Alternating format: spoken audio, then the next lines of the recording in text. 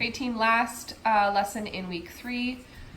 Unit 1, lesson 10, second grade math. Same major clusters, measure and estimate lengths, and relating addition and subtraction. Today we are going to use this addition and subtraction, mostly the addition. We're measuring and we're looking for and making use of structures to make rulers today. So we're going to do exactly what we did yesterday, but we're going to make a ruler.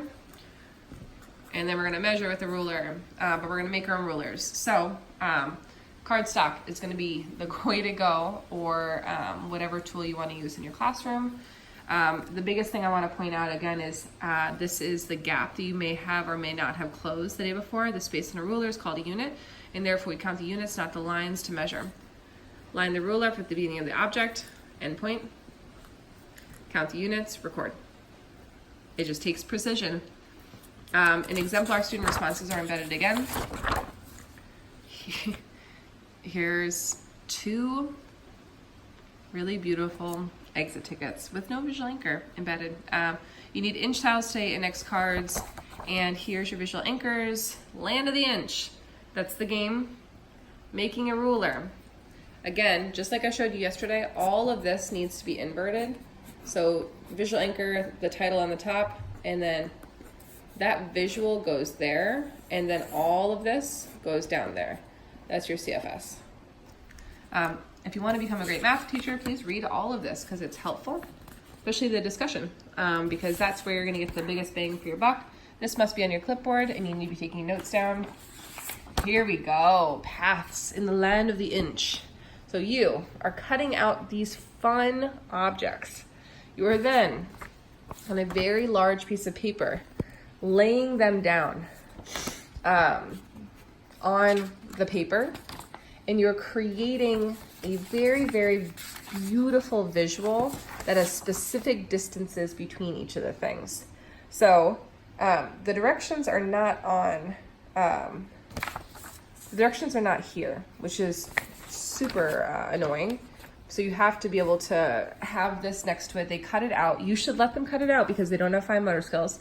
And then you are mapping, giving your kids a large, I think whatever the largest sheets of paper are that we have in the school are. Please don't give them visual anchors. They need to go King's Castle. So King's Castle to the garden is 15 inches. Then King's Castle to Princess Funner's Castle, great name, is 25 inches. So you actually need multiple sheets of paper together, unless you want to change the distance. So if you literally, before you print this week, go in and change this to say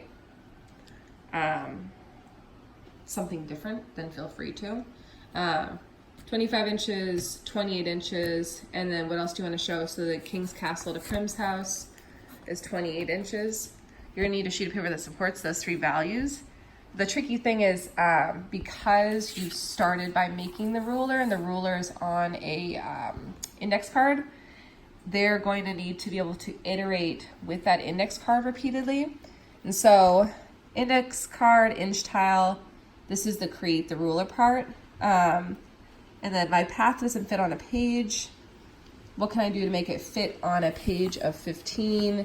I could break the line like we've been doing. So what you could end up with is a pretty crazy janky, so if this is the King's Castle, the first thing you want to get to is the garden. You need to go 15 inches. You could go 3, 3, 3, 3, 3, 6, 9, 12, 3, 15. And so kids need to be able to, 1, make a ruler,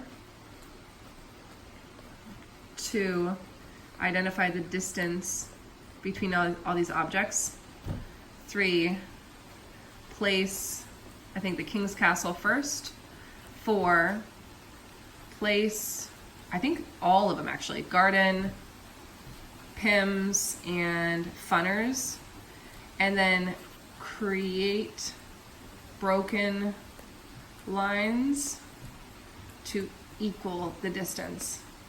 So this is when they'll need scratch paper to be able to say, I know the total here. This is a pretty tricky lesson. it has to be taught and it has to be tricky like this because it gets them thinking in a unique and different way. Let them try, let them mess up, let them fail. It's okay if it feels messy and sloppy, but ultimately you're giving kids the chance to be messy and sloppy. Like, that's okay. And even if they glue all three of those or all four of these on the front and then on the back, they have the equations.